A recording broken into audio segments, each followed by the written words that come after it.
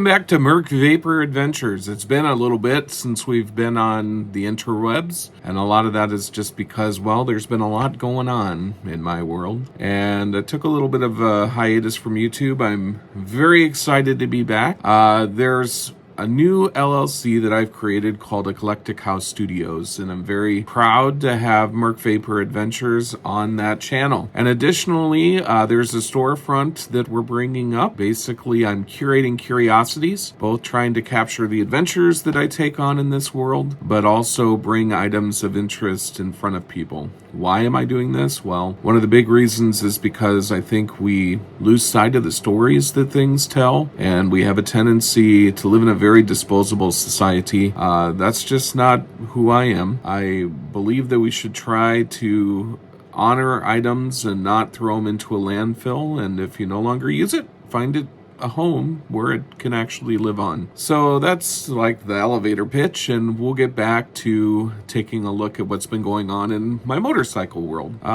Before we do that, I've spent a lot of time getting my garage reorganized. I'm setting up cameras in there that's insulated where the lift now lives, so there should be a lot more motorcycle content. And I am super excited to be back on the air, and hope that you'll continue to visit the channel and tell your friends. We're trying to grow it. We're trying to build a community of makers, of artists, and of people that just enjoy seeing the glory of our creator presented to us as we take our adventures.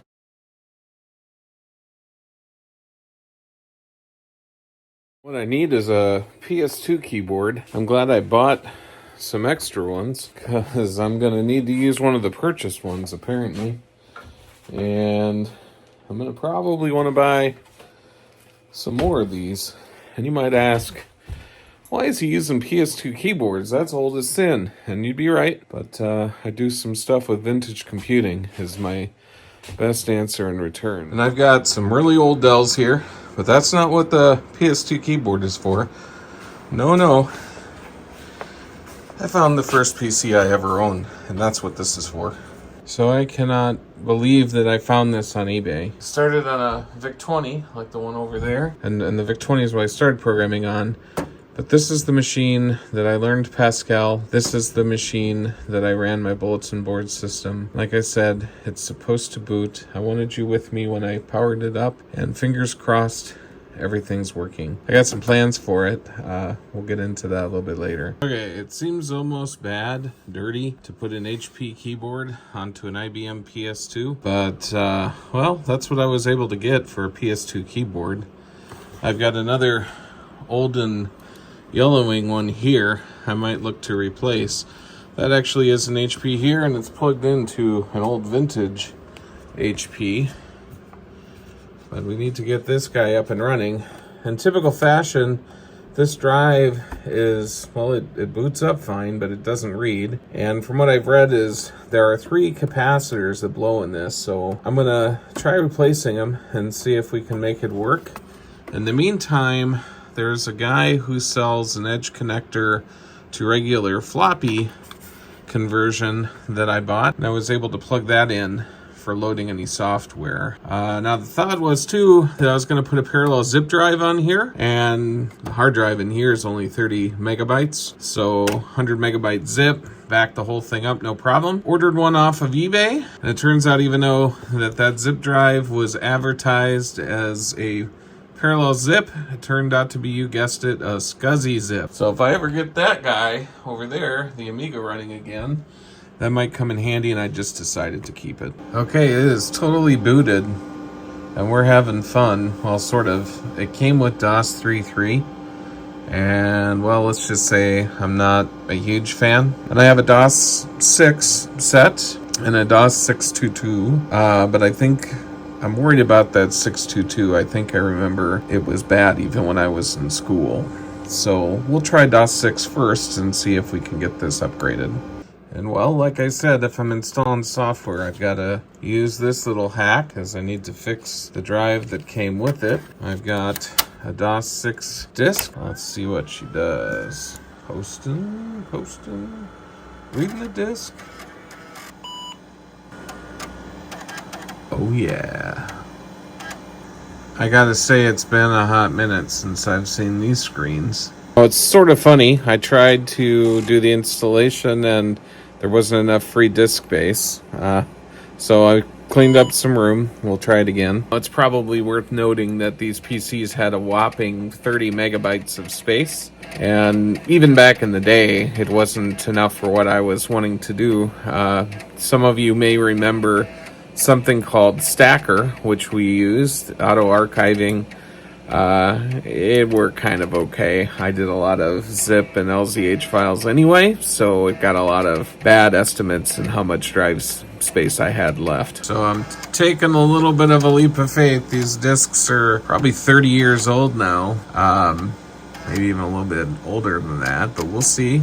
If not, and I run into problems, I don't know what the current state of DOS is. The HP vintage machine is running FreeDOS. I can always do that, I suppose. So I had another really super nerdy idea. I'm sure that somewhere between this house and the ham shack, I've got the stuff needed to make a no modem cable. Now, the other retro machine has a CD-ROM in it, and actually I've got another Pentium 4 behind me that's XP generation that's gonna probably run DOS or Windows 95 or something like that. And I've got backups of the Simtel discs, which means, at the very least, I have Telex.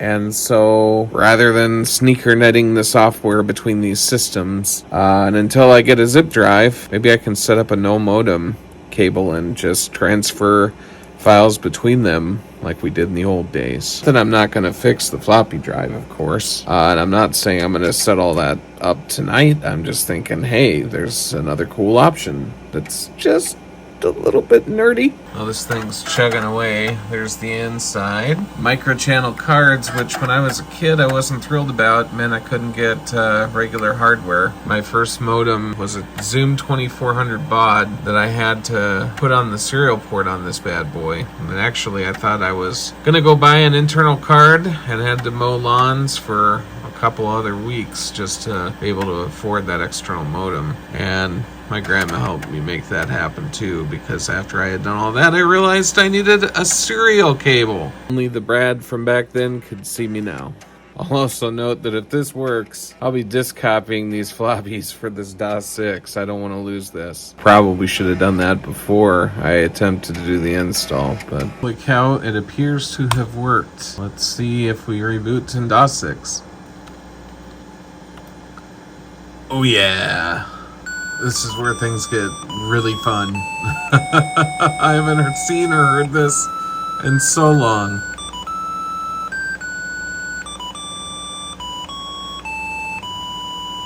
Wow, is all I've got to say to this.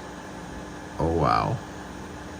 This application, Telex, fundamentally changed my life and put me in the direction I'm in. This is terminal software that I used to talk to BBSes.